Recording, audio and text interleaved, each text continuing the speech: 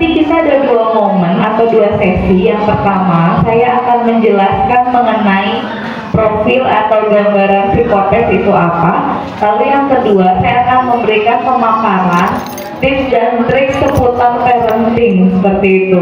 Saya mau make sure dulu nih ibu dan ada bapak yang di belakangnya.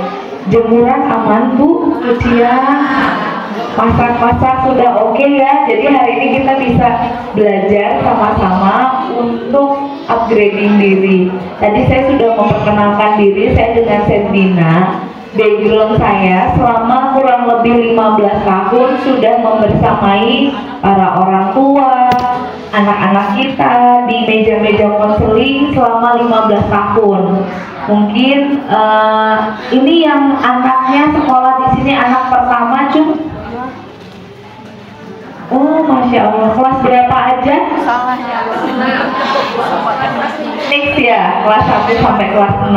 Saya mewakili Kilau Gemilang mengucapkan terima kasih banyak. Ternyata di sini saya duduk bersama orang tua yang sudah melek secara ilmu psikologi gitu ya. Kalau dulu kita berpikir ilmu psikologi itu kayak peramal gitu, ahli nujum gitu, ternyata enggak. Ternyata ada proses assessment, proses konseling.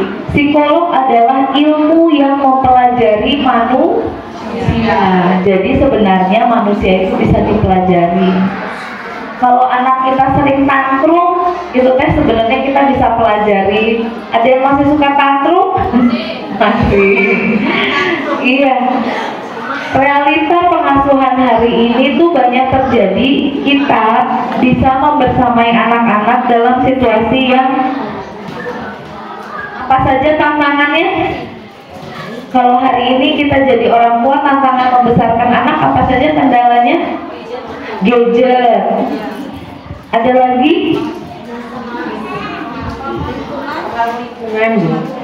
Ada lagi?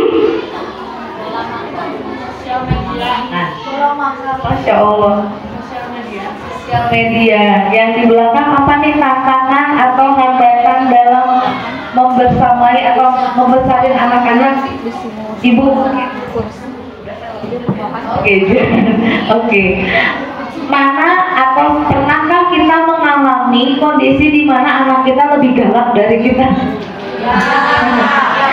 Gimana, pernah nggak kalau anaknya ditanya, Kak, Teh, gimana sekolahnya? Gitu atau Mama mending kepo atau lupa gitu ya? Ada ya yang seperti itu? Ada. Terus ada nggak yang kalau ujian masih suka dibacain? Ada nggak dari kita yang kalau ada PR masih sibuk bertanya ke gurunya? Masya Allah. Oke, nanti kita akan belajar banyak, tapi awalnya saya akan menjelaskan dulu mengenai psikotes atau psikogram. Psikogram yang sudah ibu dan bapak pegang itu hasilnya bersifat rahasia. Ada tulisannya gede rahasia. Jadi nggak usah Pak beja-beja Bu. Iya anak saya kok hasilnya gini ya. Iya anak saya hasilnya gini. Nemu solusi nggak kira-kira? Jadi kita harus sudah mulai membiasakan bertanyalah pada ahlinya. Barang siapa yang tidak bertanya pada ahlinya, Nabi Muhammad bilang, maka bersiaplah menghadapi kehancuran. Atau kalau era sekarang jadinya adu nasib.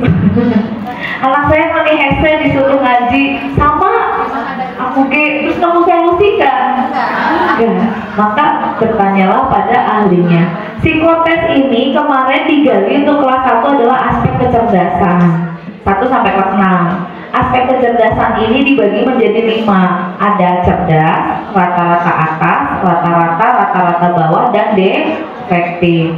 Hasilnya akan up and down ibu dan bapak sampai dengan usia 18 tahun. Kalau sudah masuk usia 18 tahun dia akan jadi permanen. Maka pilih ibu dan bapak mau di psikotes udah permanen. Jadi nggak usah bolak-balik ngetes. Tapi kalau anak-anak kita masih perlu di psikotes tingkat SD, SMP, SMA, bahkan mau kerja juga masih harus di psikotes. Gunanya apa? Gunanya supaya kita punya bank data. Jadi kita tahu nih kecerdasan kognitif anak-anak kita tuh ada di level mana. Jadi kita tahu nih gaya belajar anak kita tuh di mana. Gaya belajar pun dibagi menjadi 3. Ada kinestetik, audio, dan visual.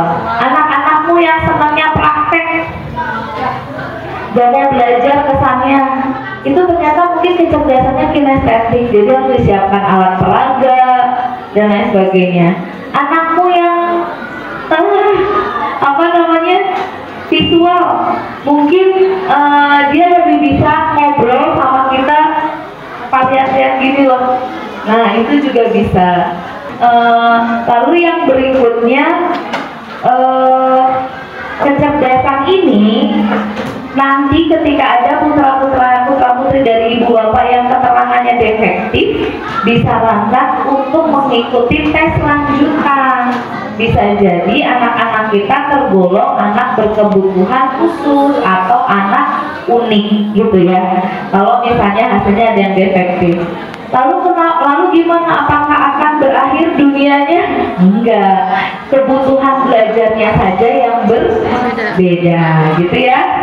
Lalu yang berikutnya untuk kelas 6-nya itu ada minat dan bakat.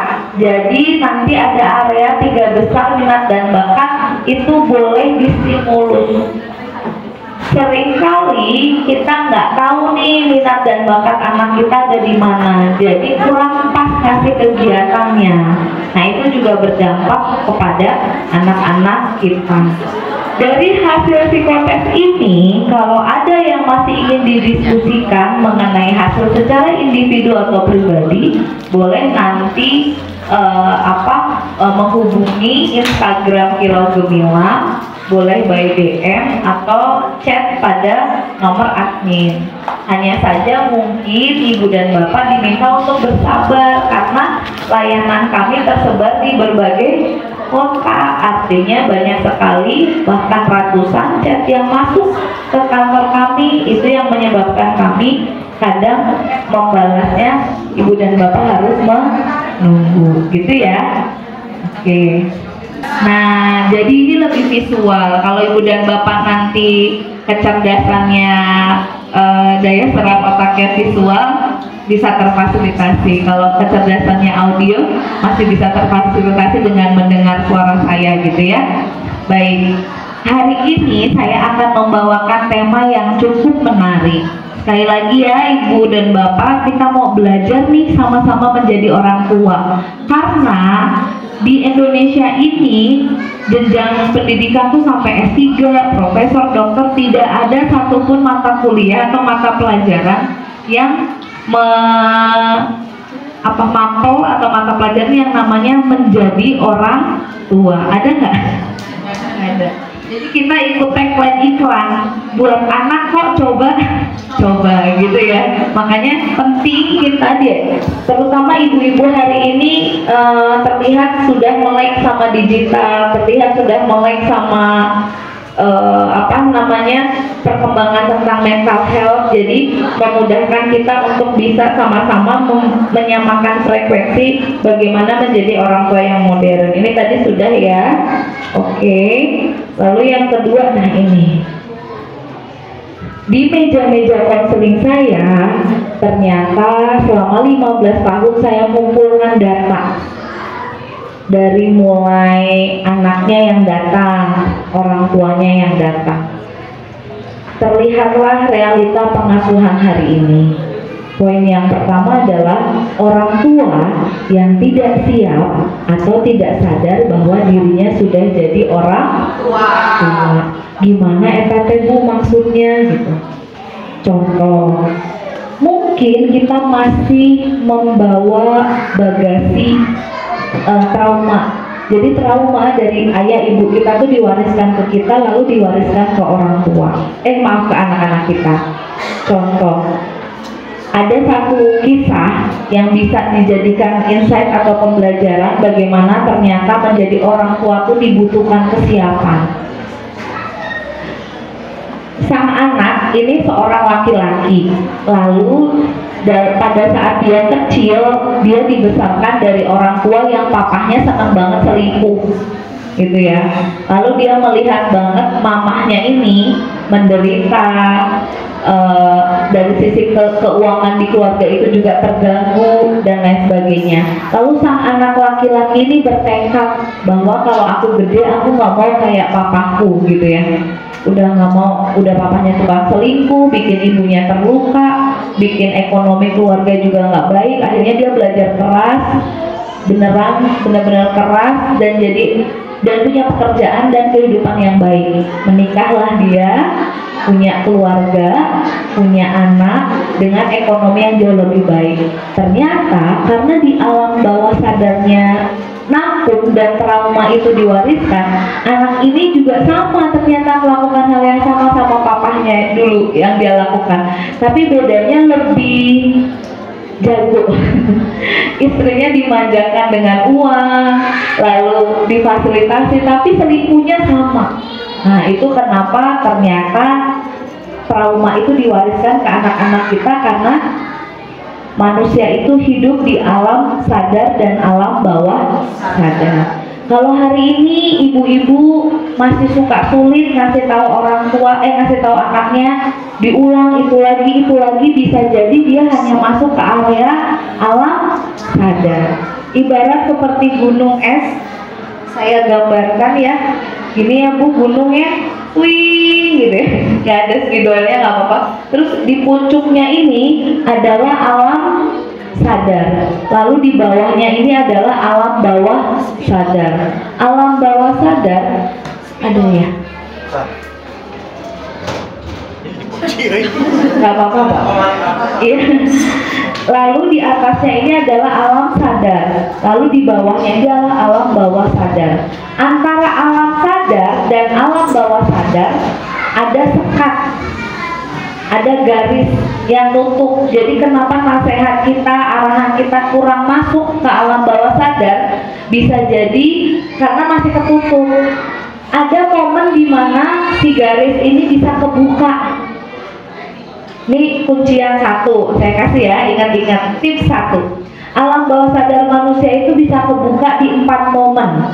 Pada saat makan, bepergian, bangun dan mau tidur, lalu pada saat si anak itu sedang siap untuk bercerita. Apa aja? Bangun dan mau tidur, dan pada saat anak itu siap. Ini kunci. Jadi kalau kita kayak susah banget ya nasehatin anak, kita bisa masuk di momen itu. Itu kuncian pertama. Berapa lama waktunya? Nah, ini kuncian kedua, catat. Tingkat fokus manusia itu dibagi menjadi, atau ada rumusnya, 2 atau 3 kali jumlah usia. Anakmu ada di usia berapa? 10 misalnya. 10 kali 2 atau 3 berarti 10 kali 2 berapa? Bener, aku disuruh sekolah itu sama si Ibu Eta gitu ya. Gak apa-apa ya, sebentar aja. 10 kali 2 berarti 20. 10 kali 3 30. Engkau hanya butuh waktu 20 sampai 30 menit sehari untuk ngobrol sama anak-anakmu. Jadi gak usah panjang kali lebar, gak akan ngerti.